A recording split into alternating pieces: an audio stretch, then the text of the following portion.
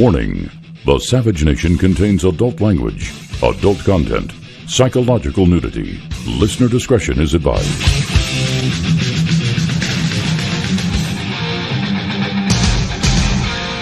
And now, America's most exciting radio talk show, The Savage Nation, home of borders, language, culture.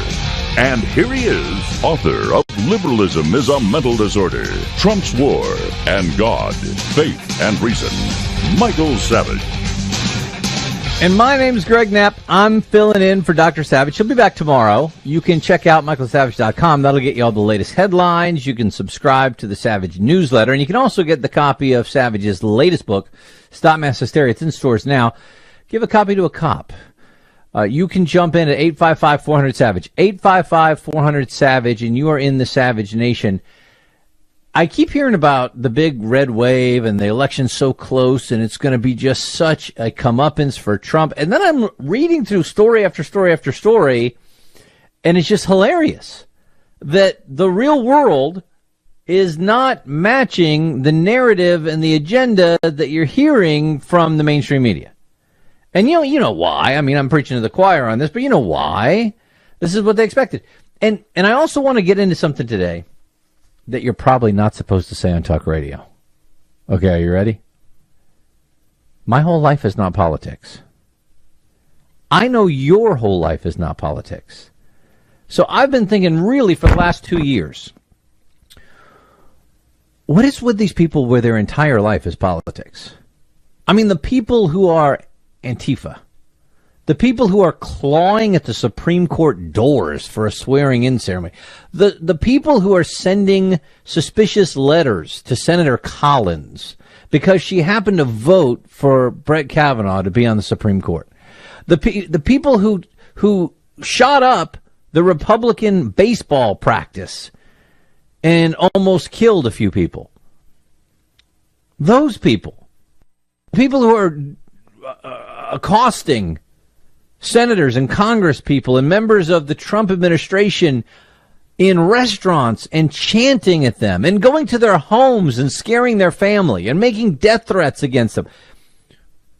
For the last 2 years, I've been trying to figure out what would make you do that, because there's nothing that happened that would remotely justify any of that. And so I want to talk about that today, because I do think that some people are starting to figure it out. And it's what I've been talking about for a while, and now it's starting to percolate through even some of the mainstream media. And I've got some stories on it today. On the idea that humans are born with a hole inside of us. We really are. You felt it. You feel that void that you've tried to fill in so many different ways. Do I fill it with a boyfriend? Do I fill it with a girlfriend? Do I fill it with a spouse? Do I fill it with drugs? Do I fill it with alcohol? Do I fill it with adrenaline sports? Do I fill it with an education? Do I fill it with money? Do I fill it with material things? Do I fill it with travel? How do I fill this void? And the more and more you get, do I fill it with fame? Do I fill it with success? So however I define that. And the more you get that you think you're going to fill it, you get it, and then the hole's still there. And it freaks you out. Is this all there is? Is this what it's all about? Why do you think we've asked the question, what is the meaning of life, since the dawn of time? Because we all have this hole that has to be filled. And if you're not filling it with the only thing that can really fill it, then you always want more. And you always get more extreme and more demanding. And that's exactly what we're seeing with the far left. And you're seeing it with some people on the far right, too. Although I think some of the people that are actually called far righties are really far lefty. Because if you're truly a fascist, you're far left, not far right. Far right is total anarchy. So what is it that really fills it? Well, for me, and I really believe for all humans, it's your belief in God and a firm faith. Now, I know a lot of people don't believe that or understand that, and that's fine. But I'm just telling you, from my personal experience, I know that's true. And for others, it can be a very strong family or a very strong network of friends. That's the closest they can get to feeling like that void is filled. But, Senator Sass, who I disagree with on a lot of stuff, he's written a new book where he talks about this problem of loneliness in America with decreasing faith, decreasing nuclear families, decreasing amount of friends that you actually have, real friends, not Facebook friends, not people who give you clicks on Instagram and Twitter and Snapchat. Real friends that you talk with, that you go to the bar with, that maybe you watch football with, or you go to the bowling alley with, or you surf or hunt with, or whatever it is that you love to do, play golf. Real friends that you can go to when something's wrong, that you support when something's wrong with them. The ones who help you move when you move. The ones who come to your house. Real friends. And we have fewer and fewer of those. You don't have a faith in God. You don't have a strong nuclear family. You don't have an extended family. You don't have close friends. You're changing jobs every 3 to 4 years, so you don't have really close. The ones who come to your house when you're sick. Real friends. And we have fewer and fewer of those. So when you don't have a faith in God, you don't persecuted all my life. I've been oppressed all my life. I've been put down all my life. And it's time for me to hit back. These guys are so awful that I can do anything. These guys are, and you know what we did to Nazis? We killed Nazis before we can do anything we want to. And that's why Eric Holder says, when they them. That's why Hillary Clinton says, how can you be civil to the people that you totally disagree with? And these guys are so awful that I can do anything. These guys are like Nazis. And you know what we did to Nazis? We killed Nazis. So therefore we can do anything we want to. And that's why Eric Holder says, when they go low, you kick them. That's why Hillary Clinton says, how can you be civil to the people that you totally disagree with? And that gives your life meaning. And now you feel like you're part of something.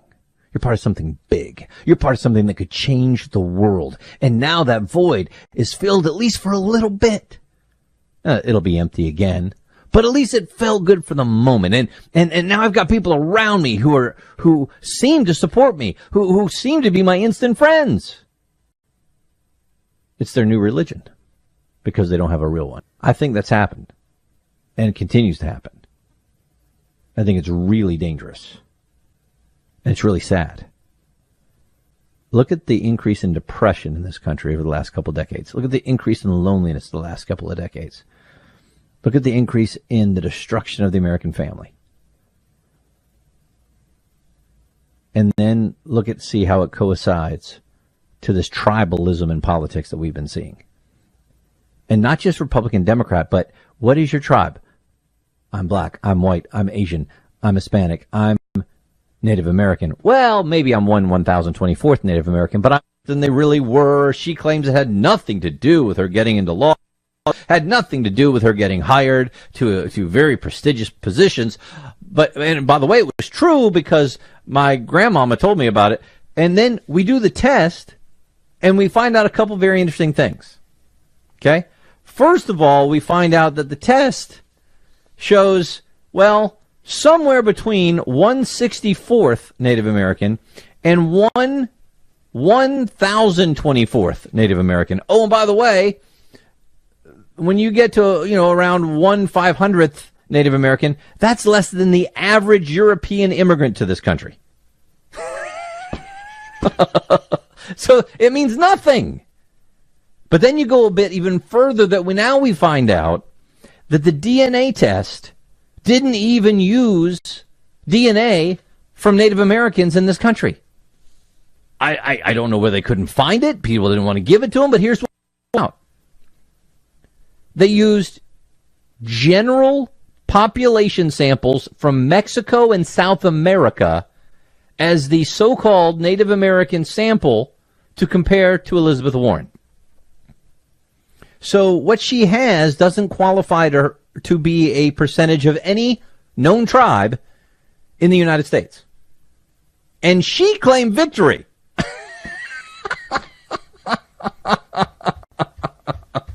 I mean, that's just enormously hilarious.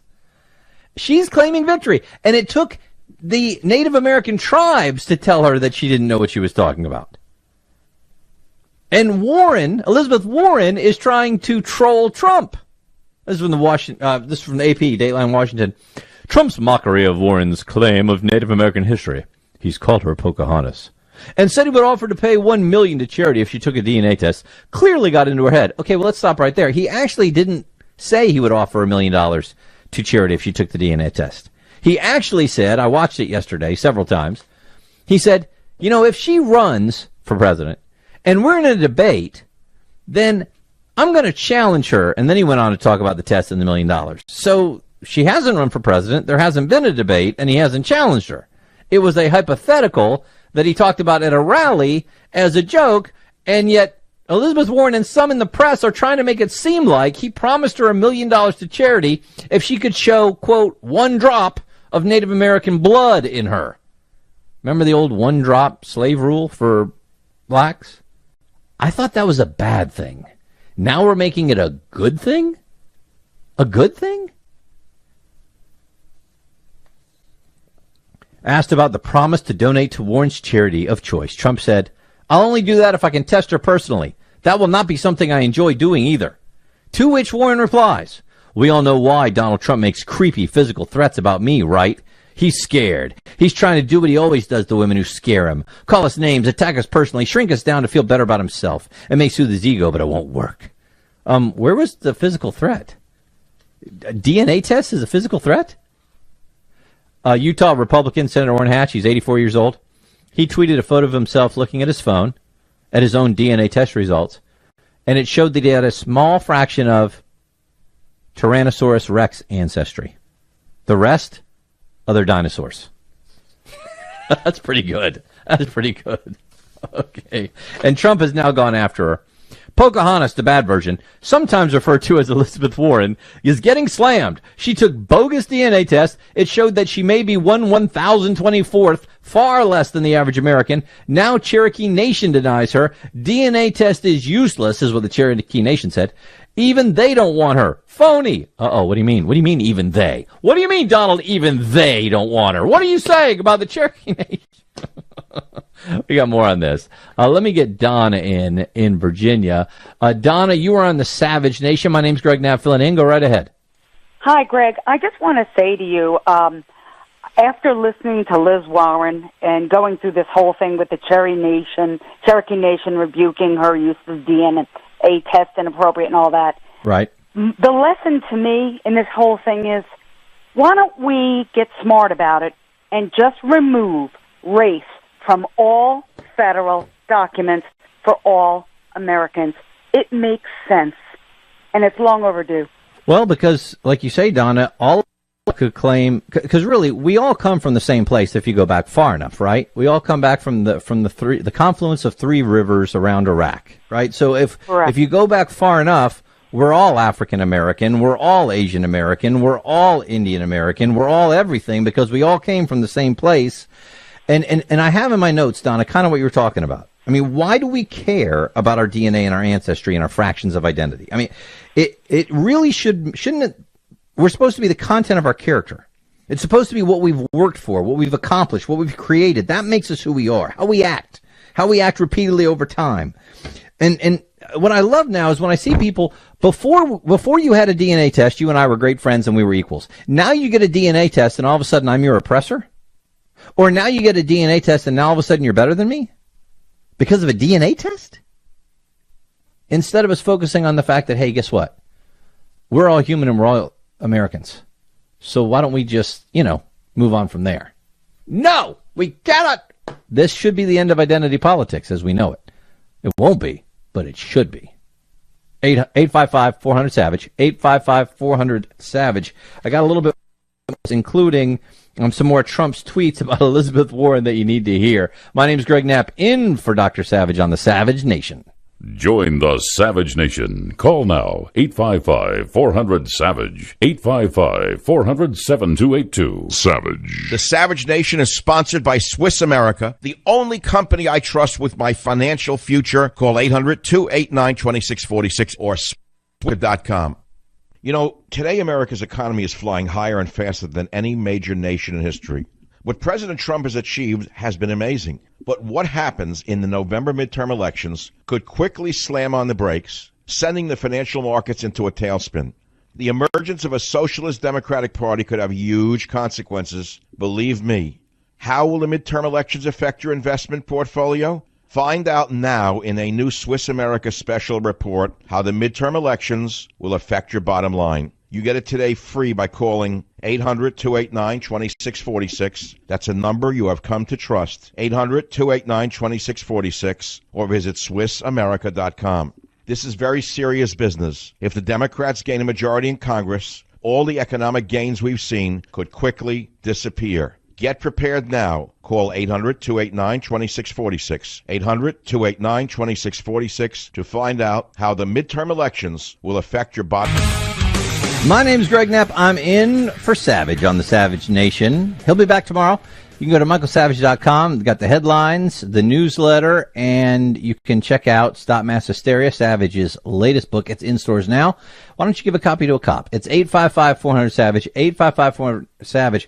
We're talking about this red wave that's coming, but I keep seeing all these stories that are fairly negative about what's going on with Democrats. We're going to get into this generic ballot and battleground districts. That's not good for Democrats. What's going on with Beto O'Rourke and Cruz? That's not good. What's going on in Arizona? That's not good. There's just a ton of... She won. I mean, she really thought she was coming out with this story to show that she is American Indian. She is a Native American. I am. It's not just my high cheekbones. Look at my genealogy test that says I could be as little as 1,024th Native American, to which everybody said, wait, what? What? That's less than the average immigrant from Europe's family is. I mean, like, average American that would go get a DNA test right now would have more Native American blood than you, Elizabeth Warren. And she thinks it's a victory. So Trump's hitting back. Now that her claims of being of Indian heritage have turned out to be a scam and a lie, Elizabeth Warren should apologize for perpetrating this fraud against the American public. Harvard called her a person of color, amazing con, and would not have taken her otherwise. Oh, man. There's the Trump slam on affirmative action. Then we move on. Thank you to the Cherokee Nation for revealing that Elizabeth Warren, sometimes referred to as Pocahontas, is a complete and total fraud. As I mentioned, the DNA test didn't even test DNA against Native Americans. It tested against general population from Mexico and South America. And the Cherokee Nation Secretary of State Chuck Hoskin said DNA is not evidence for a tribal affiliation. Well, we got a lot more on the problems with the Democrats and a dating show that starts with sex. My name's Greg Knapp, in for Savage. Join the Savage Nation. Call now, 855-400-SAVAGE, 855-400-7282. Savage. If you or a loved one struggles with leg or foot cramps, you've got to try TheraWorks Relief. It's a non-greasy foam proven to relieve muscle cramps fast. And with daily use, TheraWorks Relief can even prevent muscle cramps so you can get a full night's sleep or do the activities you love without worry. TheraWorks Relief only takes minutes to apply. It absorbs quickly. It works. People love this stuff. Make TheraWorks Relief your choice for preventing and relieving muscle cramps. Get TheraWorks Relief today in the pain relief aisle at Walmart, CVS, Rite Aid, Walgreens, or at TheraWorksRelief.com. Hey, how you doing? My name's Greg Knapp. I am in for Dr. Savage on the Savage Nation. You can join in at 855-400-SAVAGE, 855-400-SAVAGE. The doctor will be back in tomorrow. And you can also go to michaelsavage.com. You got headlines. You got the newsletter. You got ways to find his latest hysteria. That's now. And me for right now at 855-400-SAVAGE. 400-SAVAGE, 855-400-SAVAGE. The doctor will be back in tomorrow. Until then, you can also go to michaelsavage.com. You got headlines. You got the news. I'm going to take this test. I'm taking it, and the results are going to be revealed right here. This is my Trump moment. This is reality TV. And as he pointed out that Elizabeth Warren might be 10 generations removed from an American Indian in her line, he said, I think I can beat her. He joked at the end of the interview that he would probably wind up being Iranian, and that would be, like, terrible. Brian Kilmeade from Fox News jumped in and said, the Iranians are good people. It's just the bad leaders. Most Americans should start doing this now. Everybody. You're a Native American. You're a Native American. You're a Native American. Meanwhile, the Cherokee Nation not happy with Warren's DNA test. Secretary of State for the Cherokee Nation, Chuck Hoskin Jr., issued the following statement. A DNA test is useless to determine tribal citizenship. Current DNA tests do not even distinguish whether a person's ancestors were indigenous to North or South America. And he's right, because the test was actually done on people from Mexico and South America. Cherokee Nation Secretary of State Chuck Hoskin said, sovereign tribal nations set their own legal requirements for citizenship, and while DNA tests can be used to determine lineage, such as paternity to an individual, it is not evidence for tribal affiliation. Using a DNA test to lay claim to any connection to the Cherokee Nation or any tribal nation, even vaguely, is inappropriate and wrong. It makes a mockery out of DNA tests and its legitimate uses, while also dishonoring legitimate tribal governments and their citizens whose ancestors are well documented and whose heritage is proven. Senator Warren is undermining tribal interests with her continued claims of tribal heritage. Can't even. She thought this was going to be a slam dunk. She thought this was going to set Trump back. She thought that everybody was going to get on the Warren bandwagon. She thought that this was really going to work, and it's done the exact opposite. Alex Griswold had a great tweet. The media She thought this was going to be a slam dunk. She thought this was going to set Trump back. She thought that everybody was going to get on the Warren bandwagon. She thought that his critics overstated things. Yep. As Trump said, she owes the nation an apology. What's her percentage? 1/1000th? Well, maybe 1/1024th. It really shouldn't matter anyway. But when you claim that stuff, it's backfiring again. It's just another backfire here. 855-400-SAVAGE gets you on board. 855-400-SAVAGE. Let me get Joe in, WABC. Joe, you are on the Savage Nation. My name is Greg Knapp, filling in. Go right ahead. Hello, Greg. This great mayor is pushing for the birth certificate to have for the parents to check of the newborn. Yes. I think they should do that with ethnicity and race. We should all pick our ethnicity, our race, because the the DNA on the genome can't really distinguish that. No, some of everything in us. Like I said, we are all human to the conflict in Iraq. So all our ethnicity, our race, because the genetics, the DNA on the genome can't really distinguish that. No, and we all. Listen, I'm not running for the Supreme Court. People tried to say, like, the media actually said Trump said he never promised $1 million to Warren's favorite charity, and he did. Well, actually, this is what he said. Do we have the beginning of it? And in the middle of the debate, when she proclaims that she's of Indian heritage, because her mother said she has high cheekbones.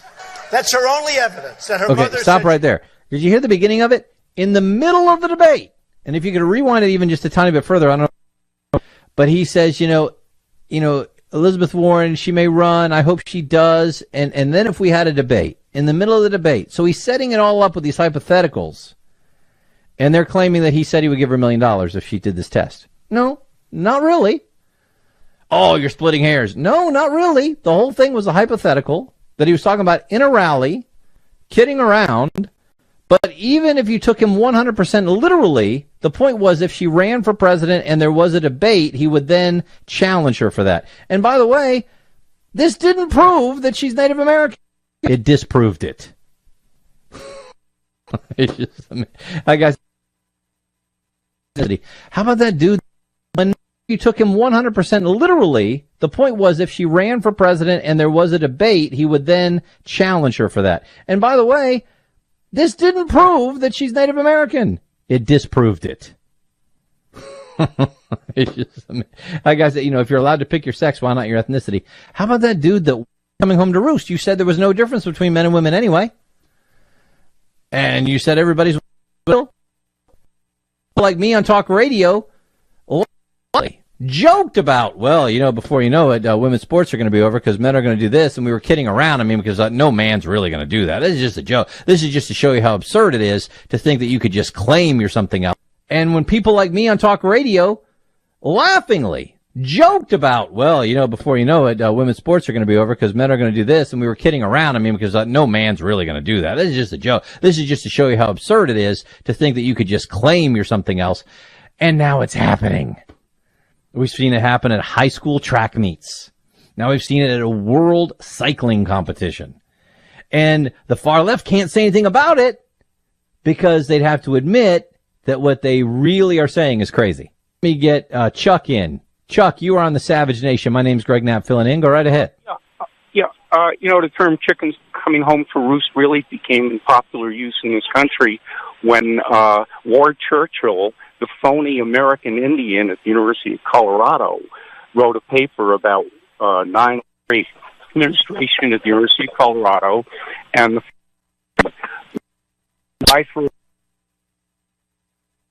we have to know the story of Ward Churchill. Oh yeah. They published, I don't know if they published them nationally, the emails between the administration at the University of Colorado and the faculty when he had applied for a job. And the email said, "Well, we have to get him immediately. We're going to lose him to some other school. We need someone with his background, with his credentials, with his writing ability." The man was a total fraud, total and complete fraud. He had about the same Indian background, and the Indian tribes at that time said he's not one.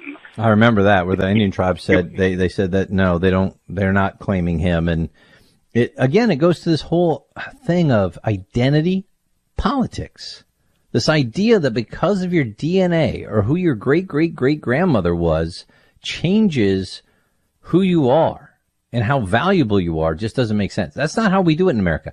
So it'd be like saying, hey, your dad was a serial murderer, therefore you are a horrible person. We don't do that, right? But we do it for other things. Let's say that your great-great-great-great-grandfather was a slave owner. Be a very liberal idea. I'm going to treat everyone the same. I'm not going to care what color you are. I'm not going to care whether you're a man. I'm not going to care what religion you believe in.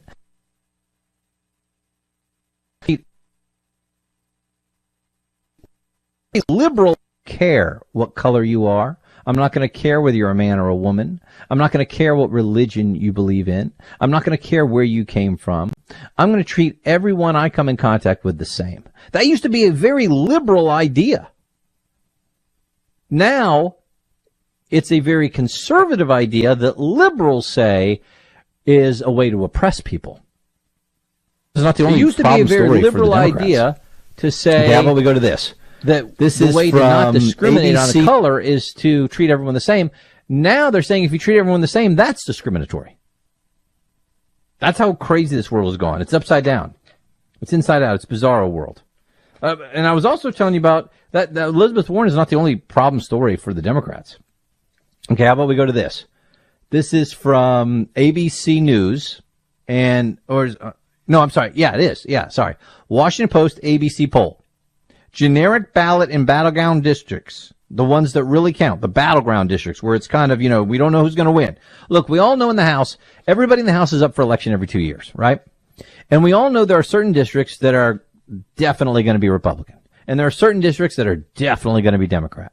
I mean, it doesn't matter. The R is going to win in this district, the D is going to win in this district, and it's done. Doesn't really matter who the names are. And then we get to the ones that are battleground districts, where it's kind of up for grabs. We're not sure who's going to win this one. And that's where the movement happens in the House of Representatives. So this Washington Post ABC News poll that it's going to be this blue wave. But what you got to look at is where the real battles are. So here's what Klein says. With 22 days to in places that makes everybody think in the far left area and the media and the Democrats, but I repeat myself, that it's going to be this blue wave. But what you got to look at is where the real battles are. So here's what Klein says. With 22 days to go, they worry that a whole lot of their midterm enthusiasm will wind up wasted in places they don't need the extra votes. Very strong Democratic areas, right?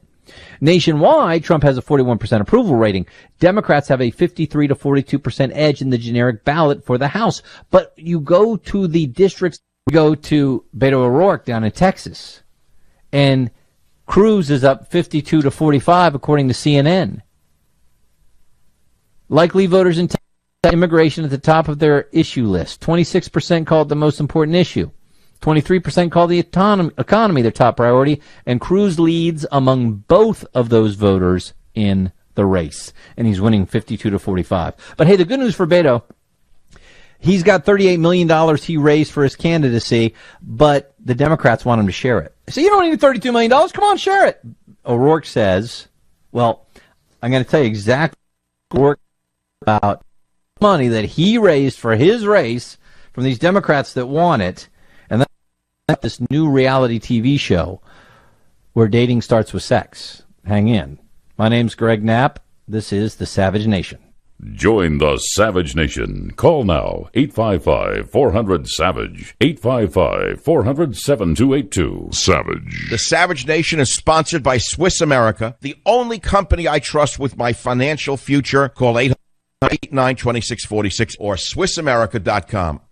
Have you ever taken your car in for an oil change? Your mechanic finds something wrong, and bingo, surprise, you're hit with a huge repair bill. And what happens when you're not covered by the manufacturer's warranty? You're paying out of your own pocket to fix it, that's what. That's why I recommend extended vehicle protection from CarShield. If your car has 5,000 to 150,000 miles, CarShield can save you from paying for high repair bills. Replacing your engine or even a simple sensor can cost thousands. But when you're protected by CarShield, you can have your favorite mechanic or dealership fix your car. It's your choice.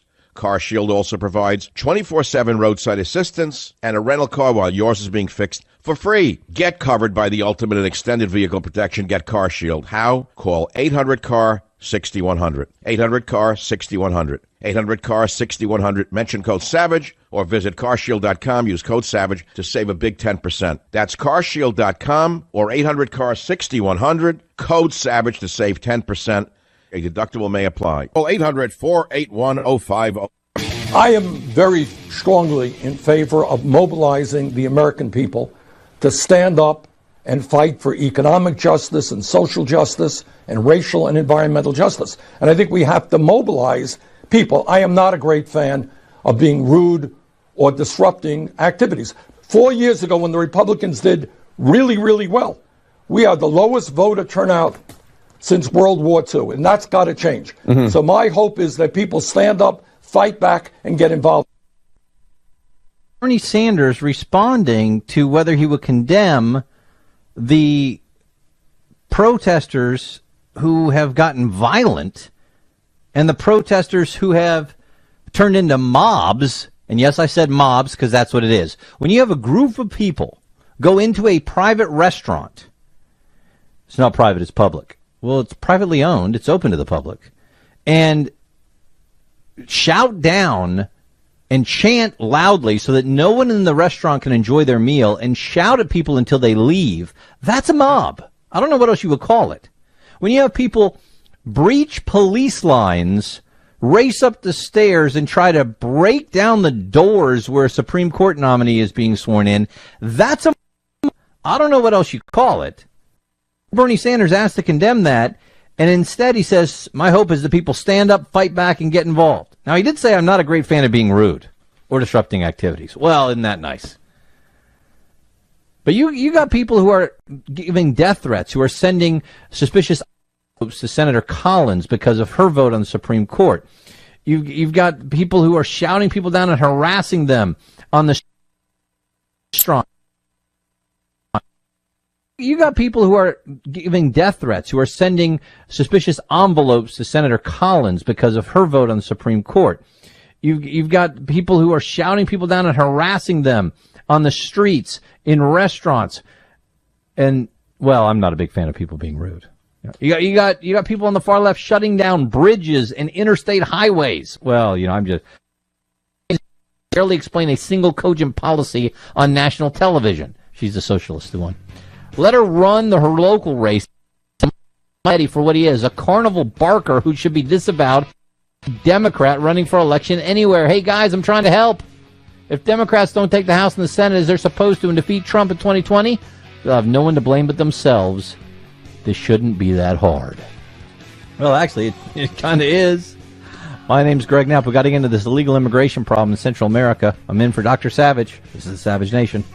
Join the Savage Nation. Call 855-400. 855-400. Savage. And my name's Greg Knapp. I'm in for Dr. Savage on the Savage Nation. Now, he'll be back tomorrow. Until then, you can go to michaelsavage.com. Check out all the latest headlines. You can subscribe to the Savage newsletter. And you can also get a copy of Dr. Savage's latest book, Stop Mass Hysteria. It's in stores now. Buy one and give a copy to a cop. Buy two. One to the cop, one for you to keep. Or buy three. Give one to just some kind of crazy liberal person and, just watch their head explode. That'd be kind of fun, too. 855-400-SAVAGE gets you on board the program. 855-400-SAVAGE. And we're back to the illegal immigration situation. Here we are getting closer and closer to the election. And a lot of things are coming to the fore again that seem to be helping the Republicans and conservatives. And it's putting back in the mind some of the things that President Trump ran upon. You're seeing a lot of good news about the economy. That's one of the things he ran on. We're seeing Supreme Court justices being confirmed that President Trump said he would do when he ran. And we're seeing problems with illegal immigration pop back up again that he talked about. Now, the wall has not been built. Parts of it have been started. Rebuilding has been started. He's been trying. A lot of Republicans seem to be dragging their feet on it. But look at this story from the Associated Press. Migrant caravan swells in Honduras as the group nears Guatemala. Now, they say they're all coming over because of poverty. And there's no doubt about it. Honduras is a very poor country. It's actually where I did a mission trip when I was in high school. I went to Honduras. I stayed in Tela one week and in Moa another week. I was in high school. It was with my church. And it was, and this is way back in like 85. And it was extremely poor then. And one of the cities is way out in the country that we went to. The other one is in one of their bigger cities. And it didn't matter where you were, the poverty was really bad. But I thought the people were extremely nice. I'd taken 4 years of Spanish, so I could speak at about the third grade level. So I hung out with the kids and played soccer with them, and we gave them food and drinks, and we invited them to church and all that kind of stuff. And it was we rebuilt some churches for them. It was a lot of fun, but you really just felt so sad for the poverty that people lived in and the conditions that they lived in. So I have great empathy for the idea that people are living in poverty. But you realize there are 1 billion people on the planet that are poorer than the people in Mexico, and we can't take them all.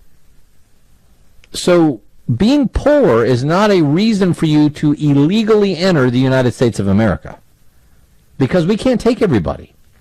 We've got a lot of poor people here too, and we're trying to take care of them.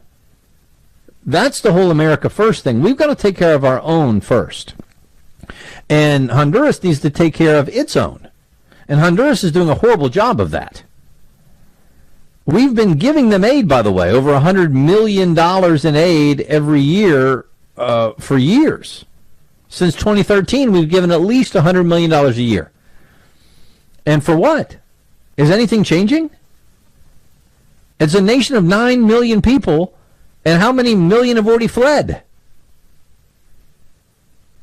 So this idea that we can just have open borders and let anybody come in because otherwise you don't care about people, you got to care about your own people first. Charity begins at home.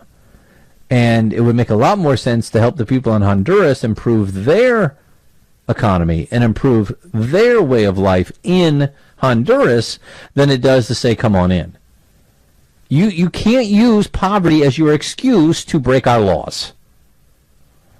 But they are. So the AP story quotes Dunia Montoya, a volunteer assisting the illegal aliens. They're calling them migrants in here, but they're illegal aliens. They're just crossing the border on their own, and it doesn't matter when they come to America. But it's very interesting, because listen to this in the second paragraph. Dunia Montoya, a volunteer assisting the migrants, said Sunday that the group had grown to an estimated 1,600 people, and that many in the group might not be allowed to enter Guatemala because they lack official identification documents. Wait, I thought it didn't matter if you had any documents. I thought the whole point was undocumented is okay. I thought the whole point was no person is illegal. I thought the whole point was, only evil America seems to care about borders. But Guatemala might not let them in?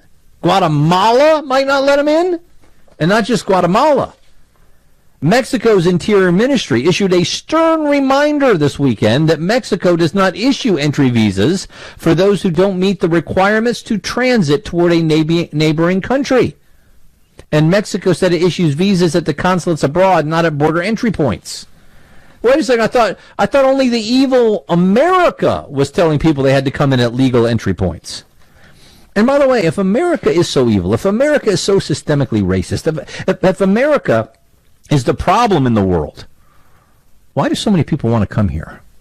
Why do so many of the poor people still want to come? Why do so many people want to claim asylum to come to the United States? I mean, if you're claiming asylum, what you're supposed to do is stop in the first country that you come to. And if you grab a map, then they shouldn't be coming to America. I mean, if you're leaving Honduras, why aren't you stopping in El Salvador? Well, El Salvador is a bleep hole, too. Wait a second, I thought President Trump got in trouble for calling these countries bleep holes. I mean, why would you want to flee Honduras unless it's a bleep hole country? Think about that. Why would you want to leave your country unless it's a bleep hole country? Why would so many risk everything, leave everything behind, risk their family being robbed and members of their family being raped or murdered on the trip unless you're fleeing a bleep hole country? So why wouldn't you stop in El Salvador? Bleep hole country. Why don't you stop in Guatemala? Bleep hole country. Why don't you just go north a little bit and stop in Belize? I mean, Americans retired to Belize. Why wouldn't you stop in Mexico? Bleep hole country. They're all bleep hole countries?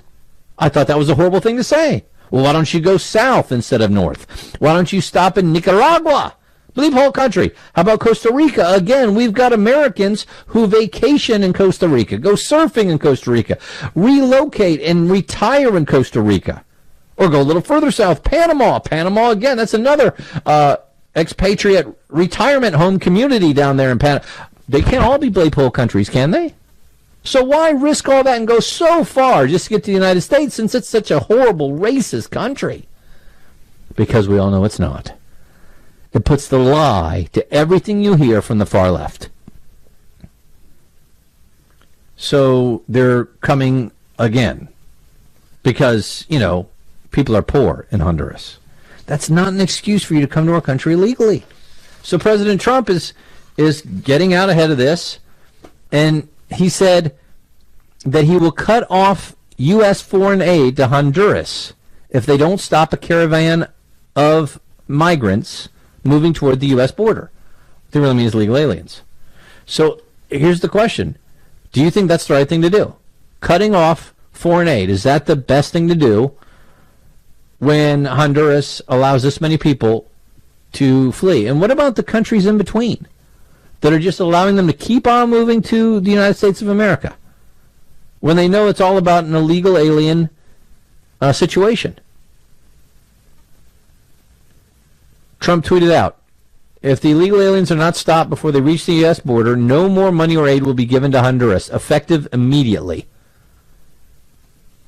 Now, there's a piece here from Mike Ciandella, and he tries to break down, is that something that President Trump can legally do? Can the president say, we're going to cut off aid? Well, not if it's aid that's been approved by the United States Congress that's specifically for a country. But there are some things that he can do. Now, according to USAID, in 2016, the most recent year we have the numbers for, we gave Honduras $152 million. And for 2017, so far we've given them $144 million. And there's more to come. And for every year since 2013, we've given at least $100 million in aid to Honduras. So can Trump stop it if he wants to? Well, here's what they say. The president can end foreign aid without congressional approval if he makes the argument that the recipient country has violated conditions that were placed on the aid. Now, he did this in September 2017 to stop military aid going to Pakistan because they didn't follow what they said they were going to do. Now, when it comes to suspending all foreign aid to a nation, when that aid was not given with conditions, then Trump doesn't have 100% power over that.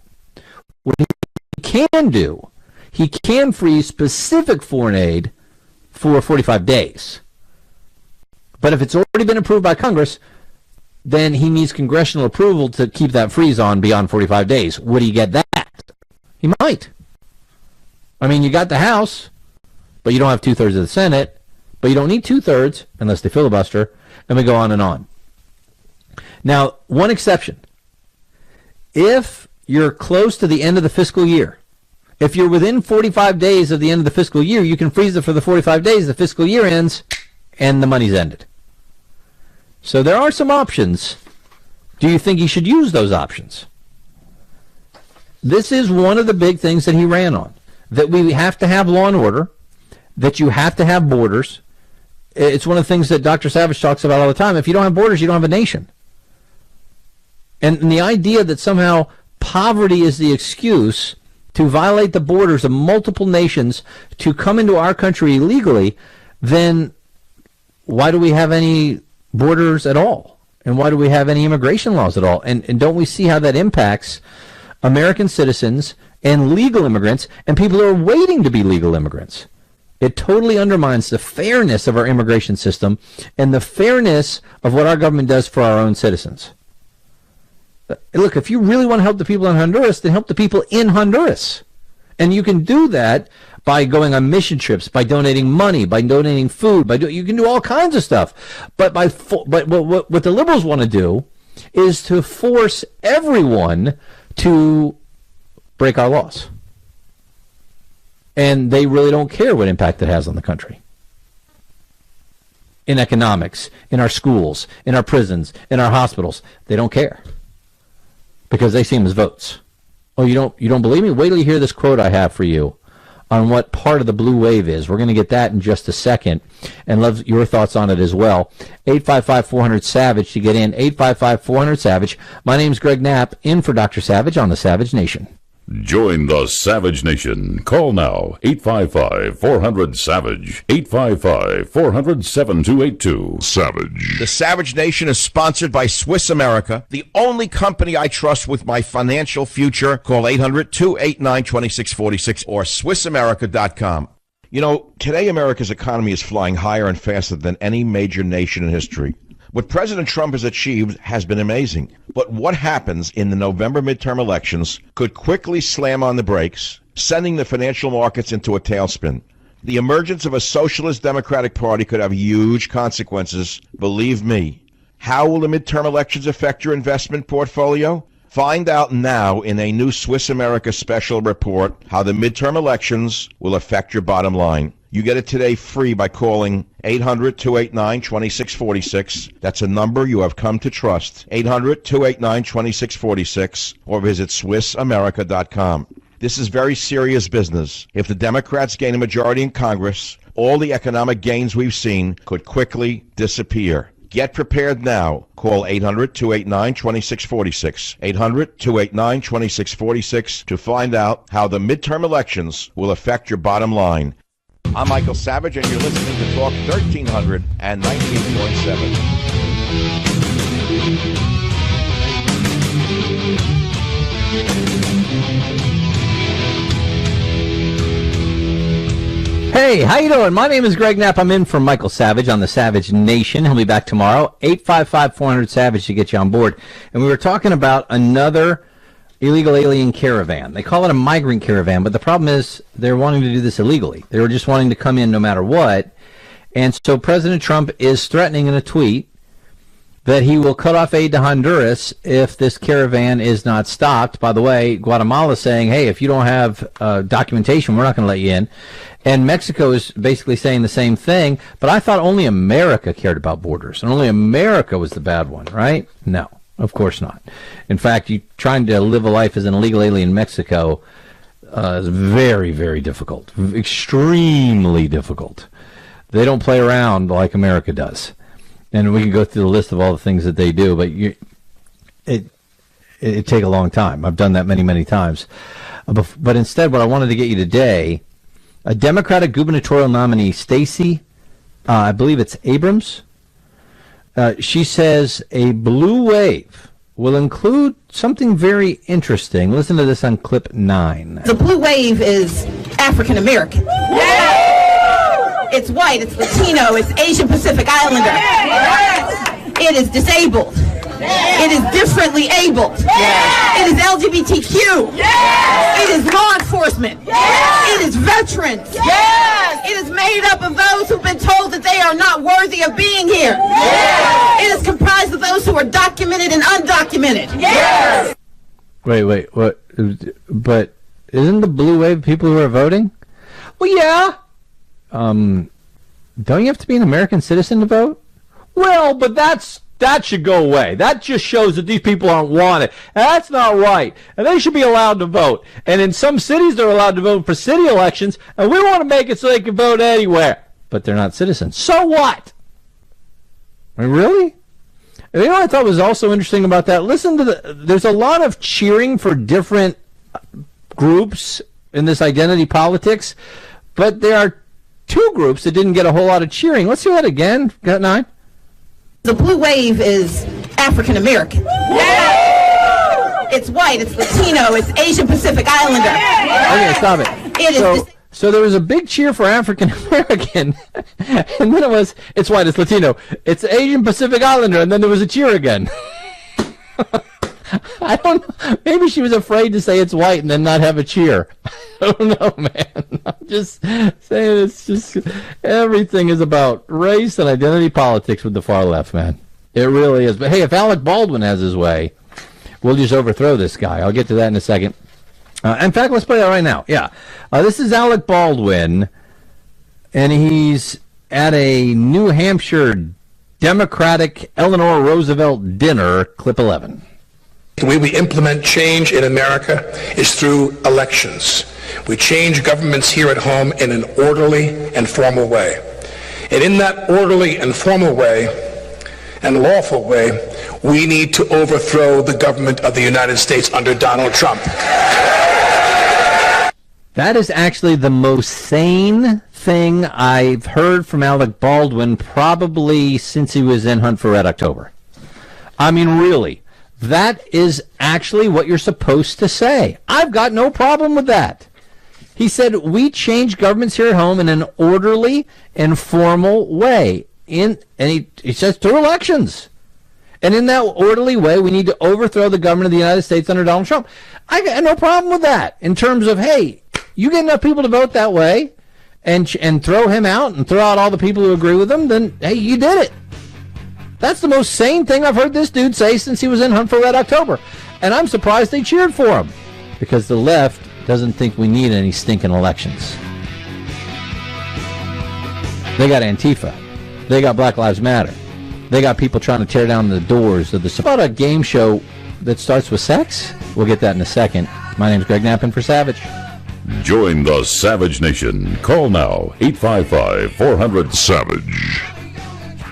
Cyber criminals can attack your laptop, tablet, or smartphone without warning, without you even knowing. Or they can steal your identity, and you may not realize it until it's too late. And that's why LifeLock Identity Theft Protection now includes the power of Norton Security. To help protect your identity on devices, I have both. LifeLock uses proprietary technology to help detect a range of threats to your identity. How about your personal info for sale on the dark web? Well, Norton Security protects against online threats like ransomware or malware. And if there's a problem, LifeLock with Norton has agents who will work to fix it. No one can prevent all identity theft or cybercrime or monitor transactions at all businesses. But new LifeLock with Norton Security provides more detection and more protection against cyber threats. Go to LifeLock.com or call 1-800-LifeLock and use promo code SAVAGE for an additional 10% off your first year. Plus, you get a $25 Amazon gift card with annual enrollment. That's LifeLock.com, promo code SAVAGE for...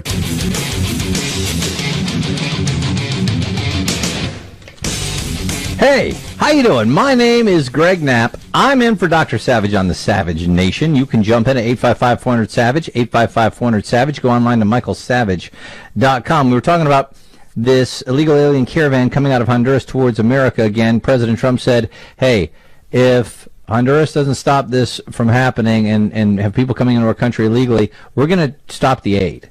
Now, there are ways he can freeze it for 45 days. There are parts of it that maybe he could stop on his own. The rest might require some congressional help.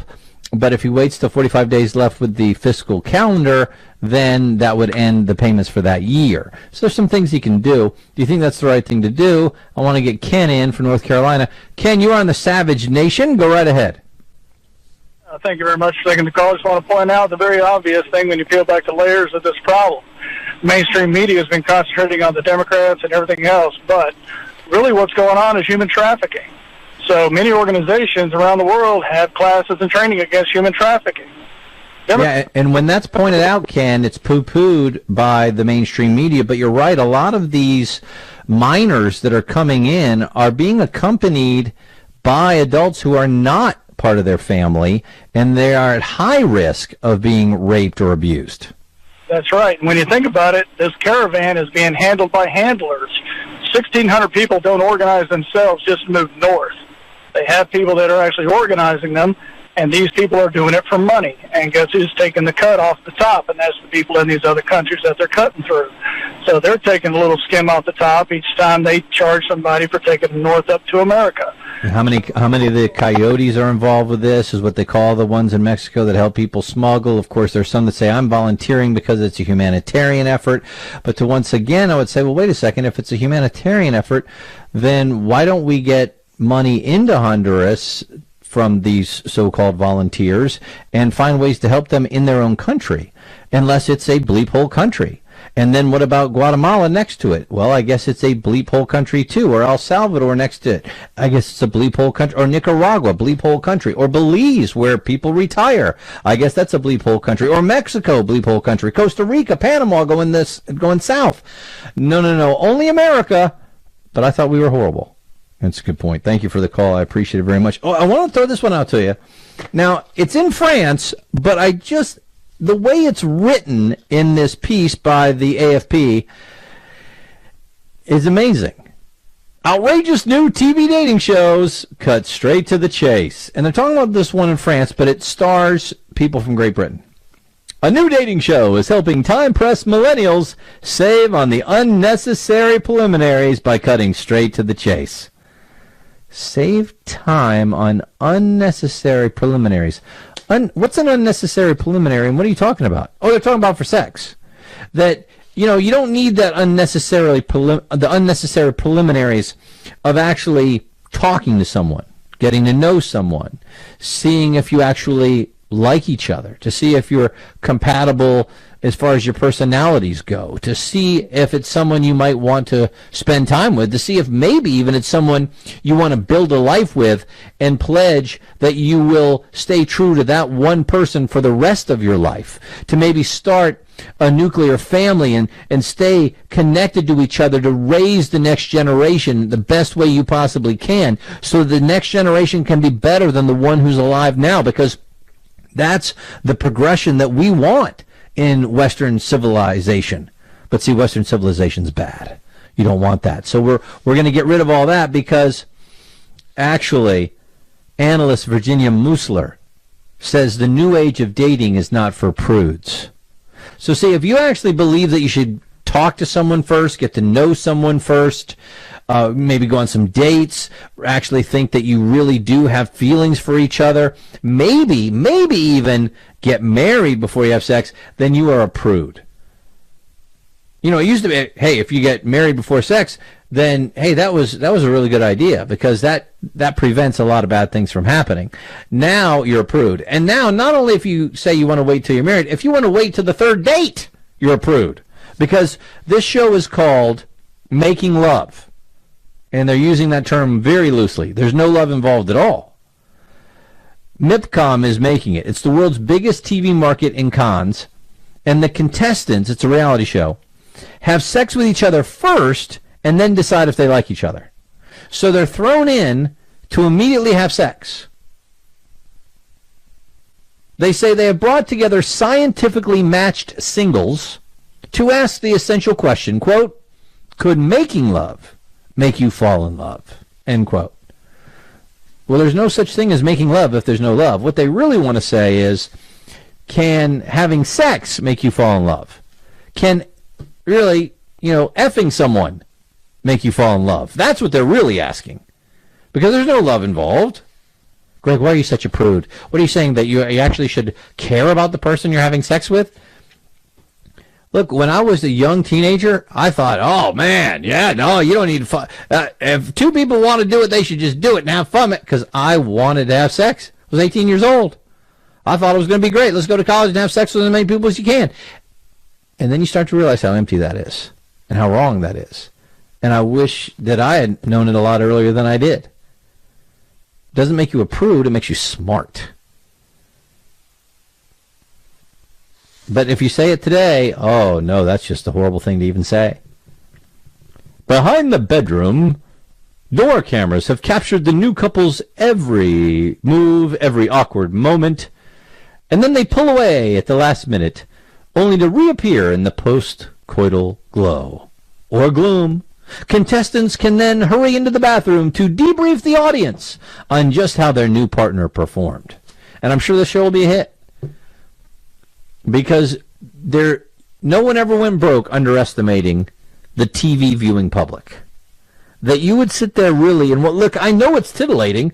I know it's clickbait. I know it's like a car wreck where you really don't want to look, but you can't turn away.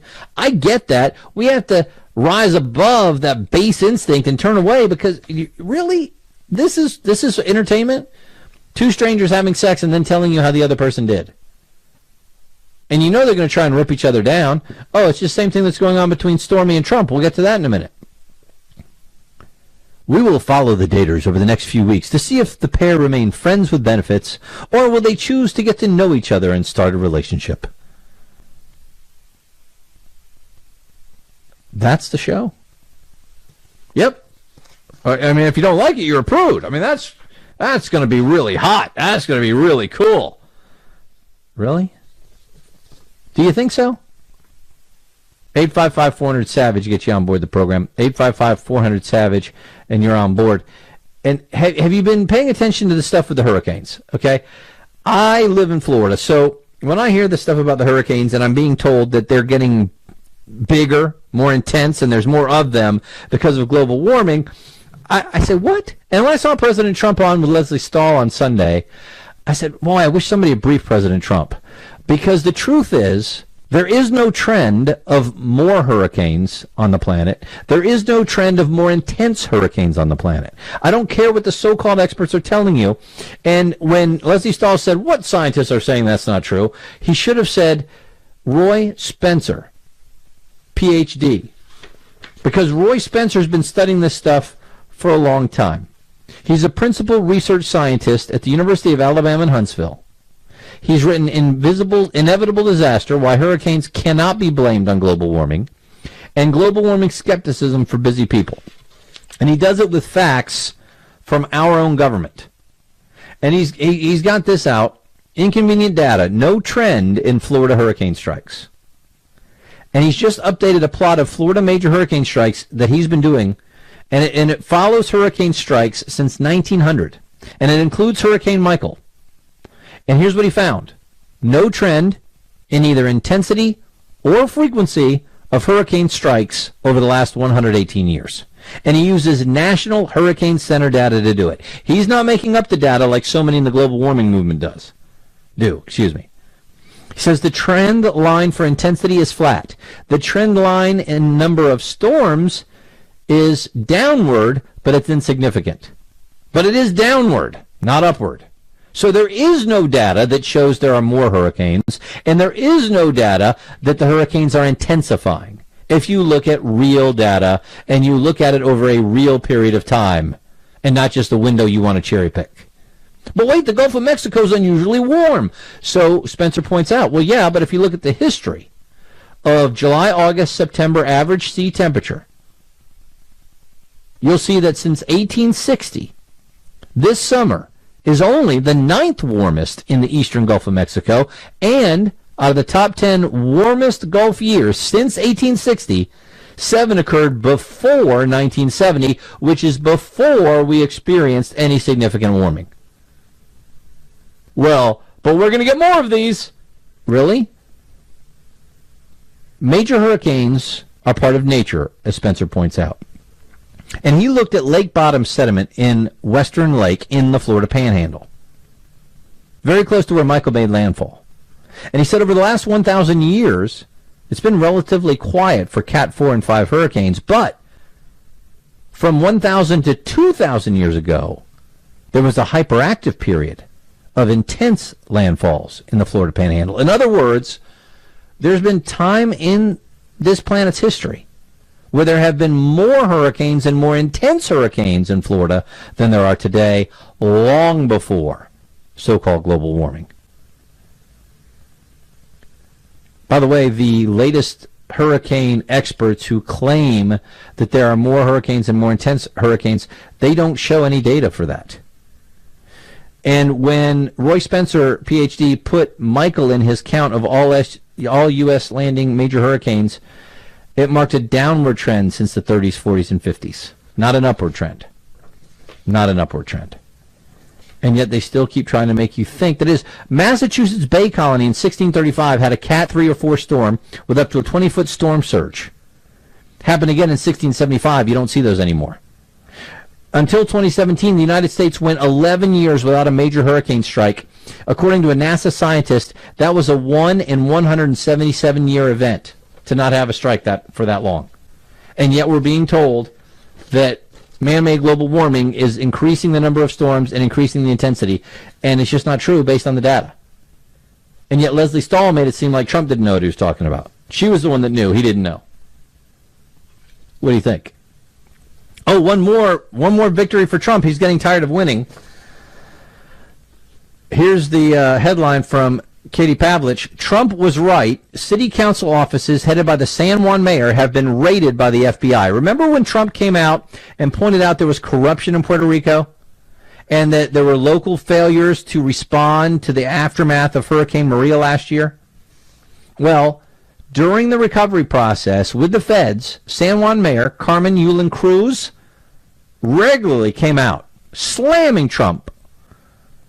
And she would have a customized T-shirt against him that she wore to get on TV. Now her offices have been raided by the FBI. Whoops. The operation was related to suspected corruption in the purchasing department. San Juan Mayor Carmen Yulín Cruz said on Twitter, the instruction is always total. Her instruction for this is total collaboration. Right. The administration of the mayor of San Juan is being investigated by the FBI on corruption charges. Trump was right again. There was a lawsuit. The FBI reportedly launched the investigation following the February lawsuit filed by Yadira Molina, the former director of procurement. And she claimed that she was retaliated against for reporting the alleged irregular acts to the local comptroller. I have friends in Puerto Rico, and when I ask them about corruption, they laugh. Because they said, of course there's corruption. There's so much corruption, you would be shocked at the amount of corruption. Puerto Rico is a small island, and it's all who you know, and there's corruption like you would not believe. I said, even with the hurricane report? They said, especially with the hurricane relief. 855-400-SAVAGE, get you on board the program. 855-400-SAVAGE, and you are in. I want to get you the update on what's going on with these Democrats that are being caught lying in order to win in November. I got you the latest one on that one. My name's Greg Knapp, in for Savage. This is the Savage Nation. Join the Savage Nation. Call now, 855-400-SAVAGE, 855-400-7282. Savage. The Savage Nation is sponsored by Swiss America, the only company I trust with my financial future.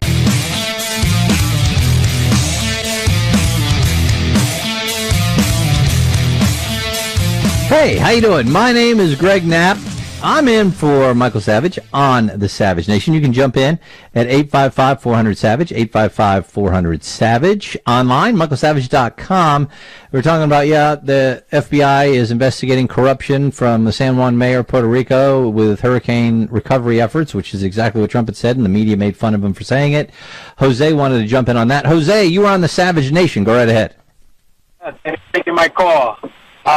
This goes back 30 years to Hernandez Colón's administration when Hugo ravaged the island and they received $500 million in FEMA aid. affiliated with the Democratic Party, and that money disappeared. So that should be no surprise to fellow Puerto Ricans like myself. Yeah, Jose, I was saying I got a lot of friends from Puerto Rico, and like I said, when I asked them about corruption, they just laughed. Like you said, it's been going on for decades. I mean, it goes back to little Ricky Rosselló. That's what I call the current governor, because his dad was part of that corruption in '98 when George ravaged the island, too. 8 million was gone. And it was done to upgrade the power grid. So it should come as no surprise to anyone from Puerto Rico, the corruption that goes in that place. Yeah, and it's the same thing that happened in New Orleans with Hurricane Katrina. Remember, the Democrats who were in charge of that, there was money that was given to upgrade the flooding problem with New Orleans. You were supposed to upgrade the levees. The money was there. It was spent on other things. The levees break, and it's George Bush's fault. I mean, it's crazy, man. Crazy, crazy. Thanks for the call. I appreciate it, Jose. 855-400-SAVAGE gets you on board the program. 855-400-SAVAGE.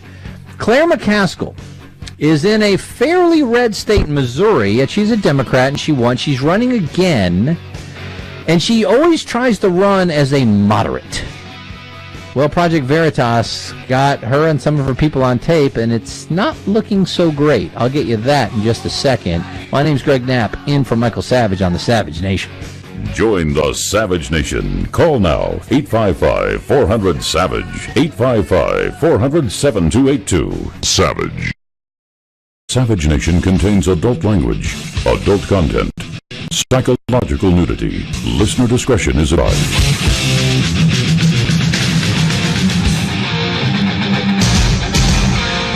And now, America's most exciting radio talk show, The Savage Nation, home of borders, language, culture. And here he is, author of Liberalism is a Mental Disorder, Trump's War, and God, Faith, and Reason, Michael Savage. Hey, how you doing? My name's Greg Knapp. I'm in for Dr. Savage. He'll be back tomorrow. You can check out online, michaelsavage.com. You get the latest headlines. You can get the Savage newsletter and pick up a copy of Dr. Savage's latest book. It's called Stop Mass Hysteria. It's in the stores now. Buy 3. Give 1 to a liberal, give 1 to a cop, and keep 1 for yourself. You can jump in at 855-400-SAVAGE. I want to talk about what's going on in Saudi Arabia, how that might affect you, believe it or not, because I know, come on, Saudi Arabia, what does that have to do with me? We'll get into that. I want to talk about how the Democrats are really feeling it. This blue wave thing doesn't look like it's happening, and now Missouri Senator Claire McCaskill got bit by Project Veritas. And then we'll get into how to stop a grizzly and whether a rapper needs to apologize to Melania Trump. Lots to get into. Let's start with the Saudi Arabia thing. And you're probably vaguely aware of it, or if you're a diehard news junkie, you're really into this thing. And what happened was Jamal Khashoggi, a journalist, who has been writing pieces against the Crown Prince of Saudi Arabia, Mohammed bin Salman, the notorious MBS, went to a consulate, the Saudi consulate in Turkey, and was never seen again. And many believe he was murdered by the Crown Prince's people. It's being investigated. Many people believe it's already a done deal, that we know what happened. And now we've got Democrats especially trying to say, well, we can't do anything with Saudi Arabia anymore. This means that they are no longer our ally. We're just gonna have to cut ties with that. But wait a second. We still actually try to do deals with countries like Iran and Pakistan and Afghanistan, and I mean, but we're not ever going to do a deal again with Saudi Arabia because of this? Well, do you think it's okay to murder someone? No, not at all. But isn't there some kind of maybe middle ground you can take? Then you get to the Republican side. Lindsey Graham, Republican South Carolina, he said this: Saudi Arabia, if you're listening, there are a lot of good people you can choose. But he's like, you can choose. So he's saying Crown Prince cannot be your leader anymore. So Lindsey Graham is going to choose who leads Saudi Arabia? Well, he goes on later saying, it's not up to me. Well, you just told him it was up to you. You're telling him to choose somebody new. By the way, how do the people of Saudi Arabia choose? It's not an elected government. The Crown Prince was not elected by the people. The House of Saud was not elected by the people. What are you talking about? So Senator Lindsey Graham said the kingdom's nearly all-powerful crown prince, Mohammed bin Salman, has got to go. Vowed never to return to the country as long as the young leader remains in power. Well, that'll teach him. Senator Graham's not going to come to Saudi Arabia anymore. Okay. He also said that we should suspend U.S. weapon sales to Saudi Arabia. Now, the thing is, you got to look at the rest of what's going on in the Middle East. Saudi Arabia has a lot of pressure on it.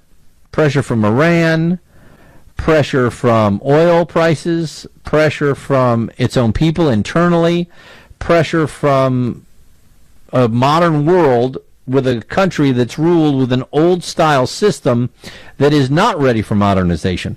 Problems with a population that doesn't really want to do any work. I mean, there are a lot of people in Saudi Arabia, they just don't want to work because, hey, we're part of the rich elite and we make our money off oil and we hire everybody to do everything for us. They got a lot of problems going on in Saudi Arabia. But Mohammed bin Salman, positioned himself as he was going to be the new leader of Saudi Arabia, to lead it into modernity, to lead it into a representative democracy. And there are people who are buying that. Now, Khashoggi, to his credit, was saying, that ain't what's happening here. This guy put his own mother on house arrest because he thought she was trying to consolidate power against him. So here's Lindsey Graham saying, there is a difference between a country and an individual, but bin Salman is toxic and can never be a world leader on the world stage. This guy has got to go. And he turned to the camera. Saudi Arabia, if you're listening, there are a lot of good people you can choose, but MBS has tainted your country and tainted yourself. So they asked him, what do you mean? He said, well, it's your job, not mine, to pick your leader. But you just told him to. But the position of Crown Prince is not elected. Well, it doesn't matter. So then he was asked, his aides were asked, is Graham addressing King Salman or other members of the royal family? And they told CNBC, I think you answered your own question. Okay, so do you agree with that? Do you think that America can't deal with the Crown Prince of Saudi Arabia anymore? That there has to be a situation where the House of Saud pushes him out, elevates somebody else, and then we can deal with them again? Of course, Trump's trying to downplay the problem with this journalist being killed, saying, first of all, we got to make sure that's really what happened. Secondly, then we got to figure out what to do about it. Because Saudi Arabia is our ally against Iran. There's a lot of oil coming out of Saudi Arabia, and that can really influence world politics and world economics. And we signed a big deal with Saudi Arabia that has a lot of jobs hanging in the balance. A lot of these defense contractors, huge companies like Boeing, that hire an awful lot of Americans to do work, is hanging in the balance. Oh, so for you it's okay if somebody gets killed so that we can have a few jobs in America? Is that how it works, mister? No, but there are these things called pros and cons, and there is this thing called a cost-benefit analysis, and there is this thing called reality. There are no perfect leaders to work with in the Middle East. There are no perfect countries to work with in the Middle East. There has never been a perfect leader of Saudi Arabia. There hasn't even been a really good one. But we still need to be able to work with that country. So that leads me to the piece put out by Walter Russell Mead today in the Wall Street Journal, where he says, don't ditch Riyadh in a fit of righteousness. Yes, Khashoggi's murder must be condemned, but Saudi Arabia still serves the U.S. interests. And that's what Trump talks about when he means America first. Yes, we're very upset about what happened, but does that mean you throw the baby out with the bathwater? And that's the point he's trying to get to. He says, look, Secretary of State Pompeo is in Riyadh now to try to handle this. And he understands what's going on in the Middle East, and he knows the Crown Prince's Saudi Arabia is not an authoritarian caterpillar metamorphosing into a liberal butterfly, but neither are Turkey or Iran. And on the crucial issues, U.S. and Saudi interests are aligned. We want to make sure no single power, inside or outside the Middle East, has control over the world's oil spigot. So Saudi Arabia must remain independent and secure. So two things we shouldn't do, says Walter Russell Mead. You can't just sweep this under the rug. You can't just sweep the murder, if it is a murder, of the journalist Khashoggi under the rug, but you also can't just throw the baby out of the bathwater. You can't jump into what the Iran deal chorus and the Erdogan and Muslim Brotherhood apologists want, he says, to dissolve the U.S.-Saudi alliance in a frenzy of righteousness. That would be an absurd overreaction. That would help our enemies, not us. And he brings up a good point. Back in 1985, France had agents sink the Greenpeace ship Rainbow Warrior. An innocent man died. Did we kick them out of the European community or NATO? Nope. So you can't lionize or ostracize or enable MBS in Saudi Arabia. But you do need to send the message to Saudi Arabia. And you need to have the Saudis and the Israelis coordinate on a policy to contain Iran, stabilize the region, and encourage the economic transformation the Saudis need in their own country. What do you think? To me, that makes perfect sense. What Walter Russell Mead is saying makes perfect sense. You can't ignore it, but you can't allow that to destroy an alliance that we still need. Look, we didn't let 9/11 destroy the alliance that we need, and some of these dudes were Saudis. Because you have to live in the real world, and Trump is in the real world. And he's saying in the real world, are we going to allow that to cancel who knows how many jobs in America, who knows how much that would hurt our economy, how much that would trickle down to you, how much would a big disruption in the oil markets, which could come from this, trickle down to you. And that's what he means when he talks about America first. And that's what we're supposed to have from a president.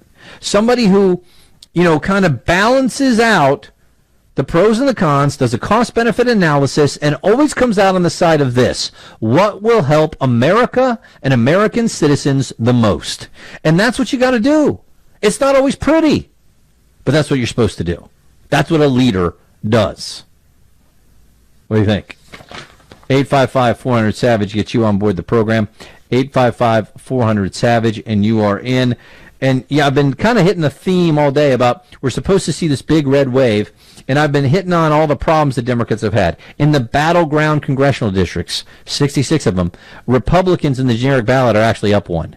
And those battleground districts are where the actual changes happen in the House. That's not good for them.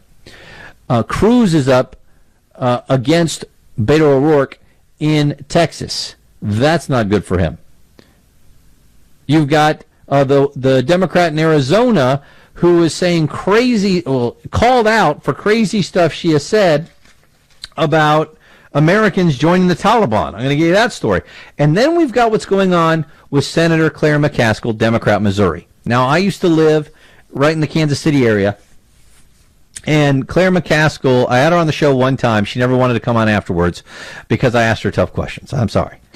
And she always claims to be a moderate until you get down to what she really believes and how she really votes. And Project Veritas got some undercover people in there and caught her and her campaign people on video basically admitting she's lying to the voters. We're going to get you that in just a minute. 855-400-SAVAGE gets you on board the program. My name's Greg Knapp. I'm in for Dr. Savage on the Savage Nation.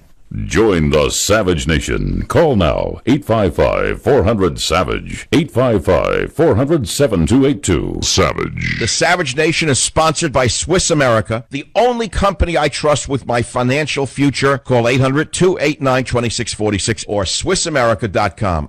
If you're like most people and you see two gas stations and one sells gas for a little bit less, you go to that one. It just makes sense. Every little bit helps. But here's what's weird, though. Sometimes we save a few pennies here and there and ignore opportunities to save huge money, life-changing money. If you switch to Medi-Share for your health care, it could be massive savings for you. The typical savings for a family is $500 a month. Think what you could do with that over time. Just doing the math, that's $6,000 a year. That is significant. And yes, people love it, and they love it because it works. It's believers who share each other's healthcare costs. More than 400,000 people are now members of Medi-Share, and it's growing like crazy. Find out how much you could save and why Medi-Share is so popular. Go to Medi-Share.com or call 855-87-BIBLE. That's 855-87-BIBLE. Medi-Share.com or 855-87-BIBLE. Michael Savage, and you're listening to Talk 1300 and 19.7.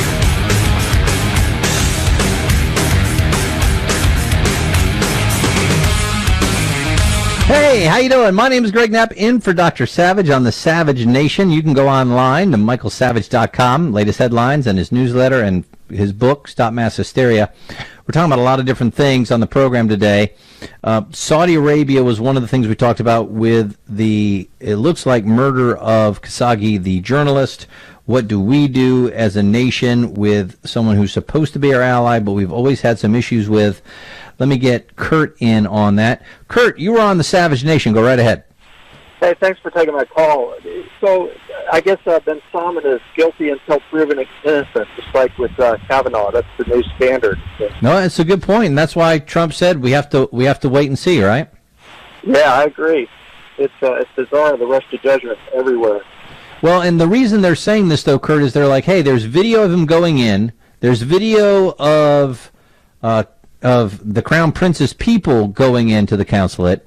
Then a few hours later, the Crown Prince's people come out in a caravan, but you never see Khashoggi again. You got to admit that doesn't look so good. I agree it doesn't look good, but that doesn't even necessarily mean that Ben Salman's involved with it.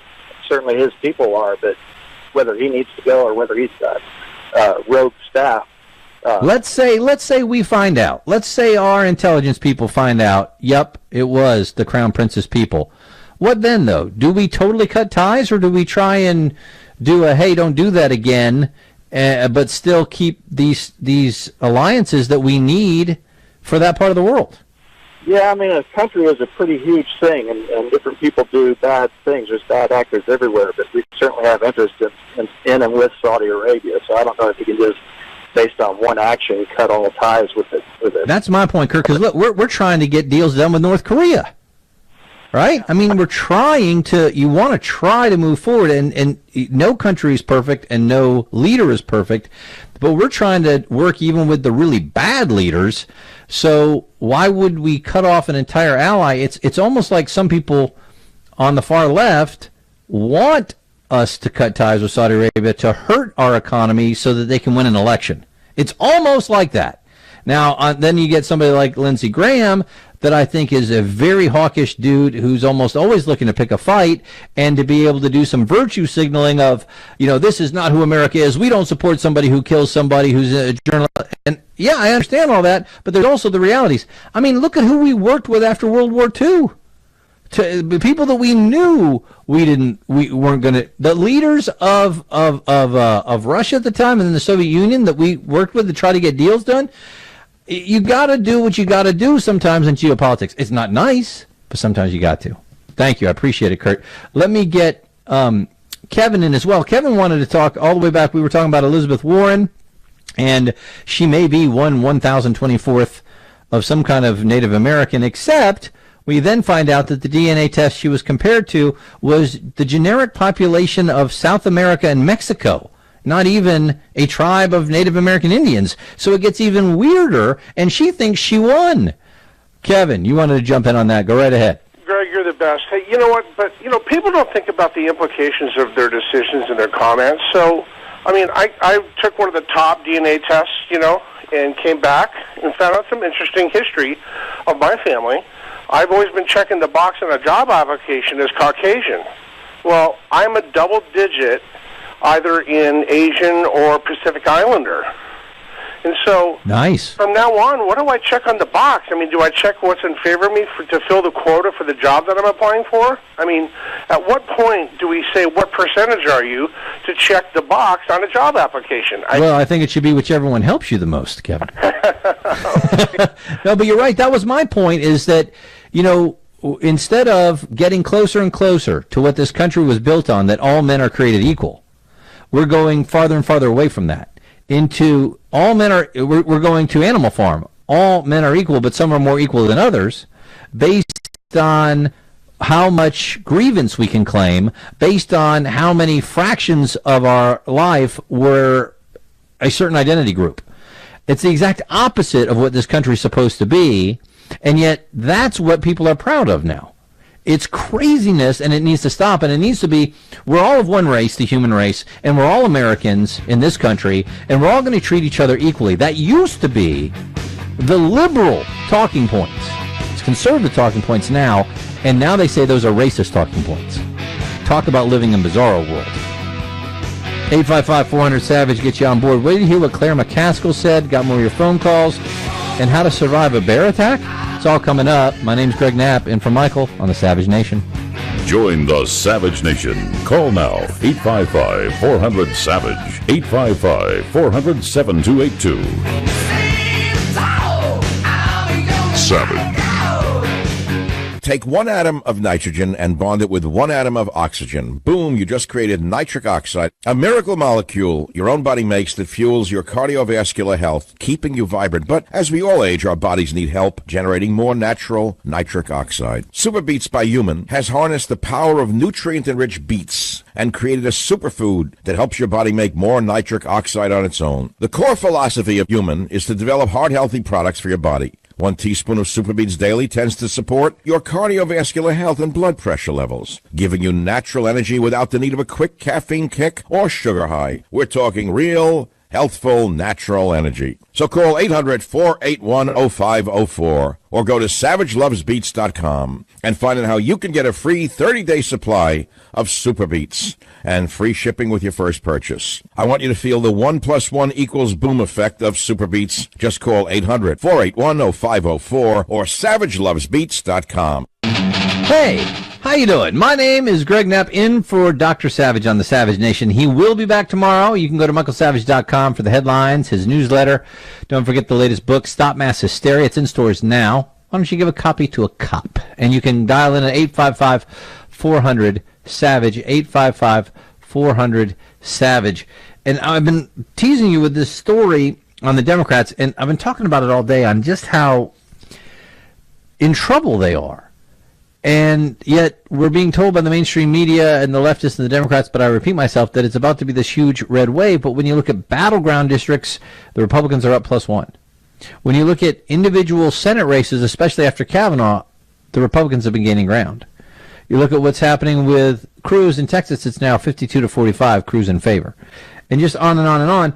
And then we have Project Veritas that has been getting undercover people to show that these candidates are lying to the people.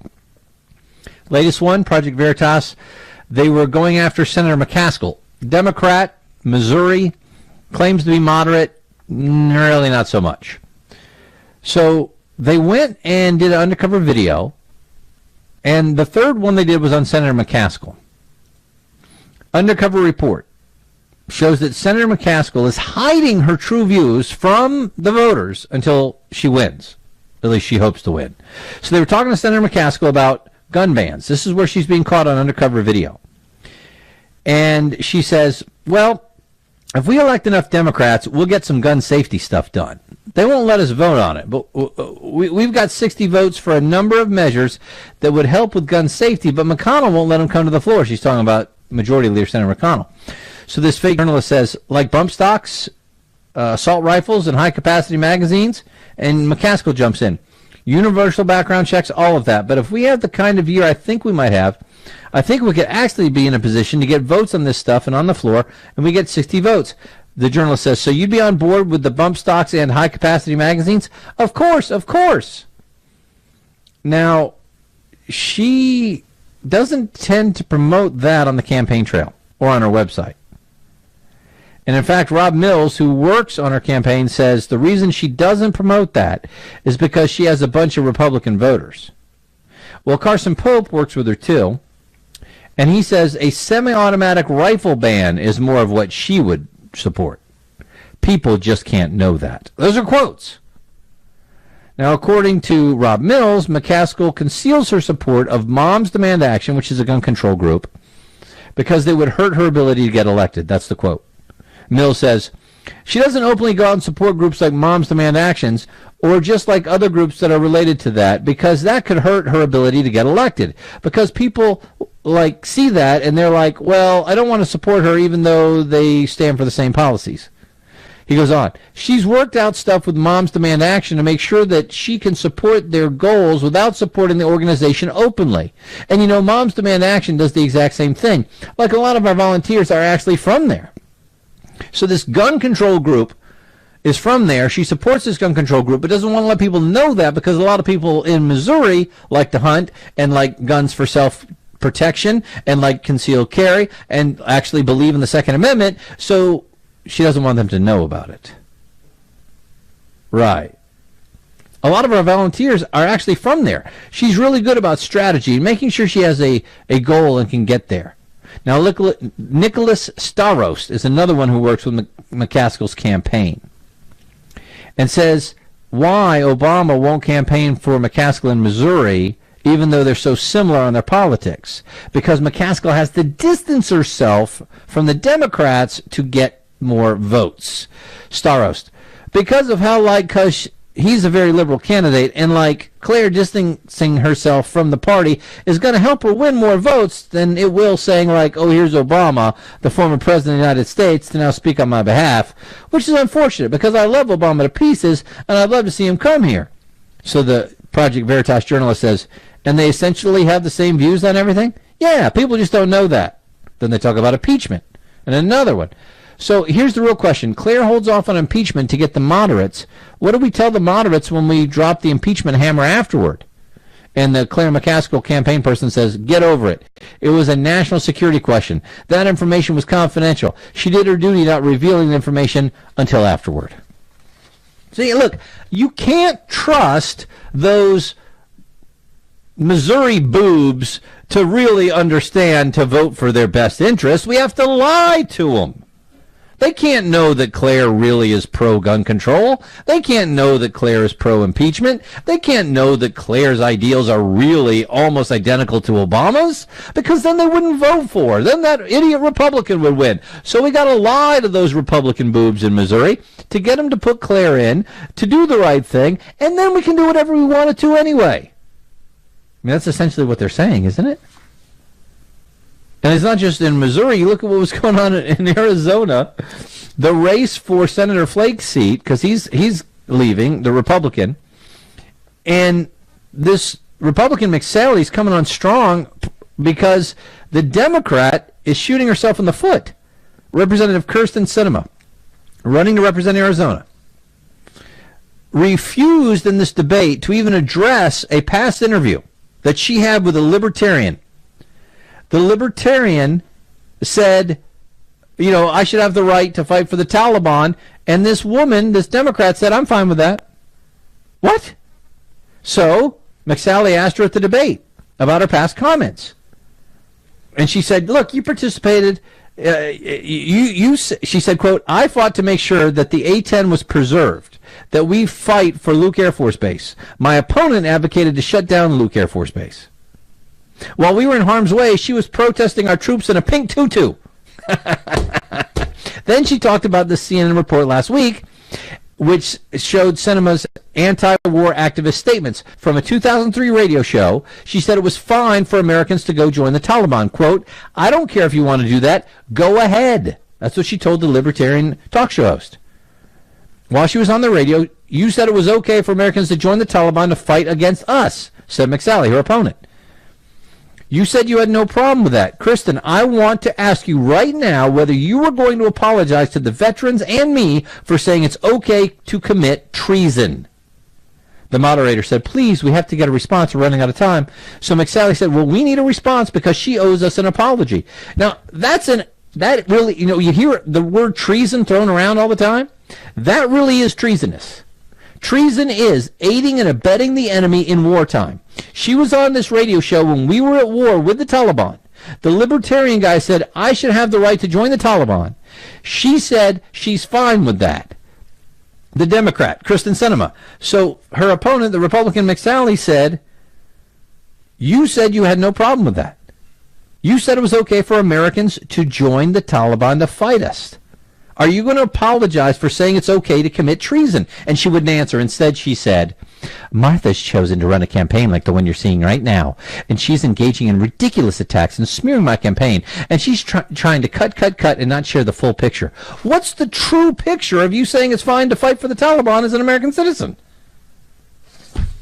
This is what the Democrats have to. This is the same Democrat, by the way, in Arizona that said about Arizona, we're not famous in a good way. We're famous in a Lindsay Lohan kind of way because of drugs. In 2010, she tweeted, just one day I'd like Arizona to be in the news for something good. Just one day, people. 2011, there was a video showing her referring to Arizona as the meth lab of democracy. She also called it crazy, and that's who she wants to represent. Okay. And the Democrats are going to have a blue wave? Really? 855-400-SAVAGE gets you on board the program. 855-400-SAVAGE. In the totally out of control department, a grizzly bear attacked an elk hunter in the northern Rocky Mountains. It's the 7th bear attack on a human since May in the northern Rocky Mountains. Now, this guy is awaiting his second surgery, and he told the AP in a phone interview from his hospital room in Montana that he and his hunting partner were moving towards some elk. He heard a growl. It was a 2-year-old cub, and its mother was about 12 yards away. And after the cub growled and moved aside, the mama bear charged. And he said, I was hoping it was going to be a bluff charge.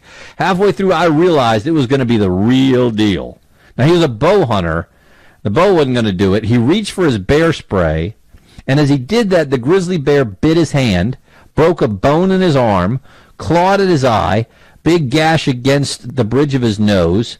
His hunting partner was able to discharge the bear spray, and then the grizzly let go. Then the man who was being attacked pulled out his own spray, but sprayed himself. Oh, no. But it was enough to face this guy away. Chase the bear away, and they were able to get back to their truck. Well, the problem with this is they need to apologize to that grizzly bear.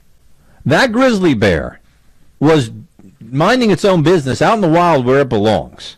And these two humans, these two viruses on nature, were coming into the grizzly bear's natural territory to try to actually kill some other objects of nature. Sure, it was elk that they were going to eat later, but we don't have any right to eat that. We can eat beans, we can eat plants, we can do other things. We don't have to come into the natural habitat of the grizzly bear and then get mad when the grizzly bear is trying to defend its family, and then to actually shoot the grizzly bear with mace. I mean, where is the Grizzly Bear Lives Matter movement? That's what I want to know. We need to shut down the streams. We need to shut down the bike paths. We need to shut down the walking trails. We need to shut down all the hunting supply rooms. And we need to have people in bear suits marching for Grizzly Bear Lives Matter. And we need to get onto these hunters and make them know in no uncertain terms that they have no right to have grizzly bear spray, and they have no right to go into the domain of the grizzly bear. And I will not rest. Okay, I will rest. I get tired. 855-400-SAVAGE gets you on board the program. 855-400-SAVAGE. Hey, we've got supposedly, conservatives in charge of our government. So why are we spending even more money? And why is the deficit expanding? I'll get you that one in just a second. Love your thoughts on everything as well. My name's Greg Knapp, in for Michael Savage. This is the Savage Nation. Join the Savage Nation. Call now, 855-400-SAVAGE, 855-400-7282. Savage. The Savage Nation is sponsored.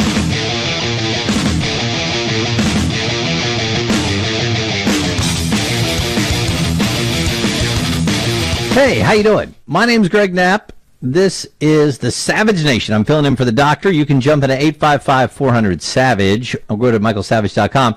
I was talking about this race in Arizona between Republican U.S. Representative Martha McSally and the Democrat Kyrsten Sinema. And it's amazing what PolitiFact does. This is supposed to be a truth detector, right? PolitiFact.com. And they have one up. Did Arizona's Kyrsten Sinema's protest to troops in a pink tutu and denigrate their service? And it says, the campaign ad says from McSally, everyone remembers where they were on 9/11. I was deployed in the Middle East. Led airstrikes against the Taliban. Was the first woman to fly a fighter jet in combat. I know the price of freedom. While we were in harm's way in uniform, Kirsten Sinema was protesting us in a pink tutu and denigrating our service.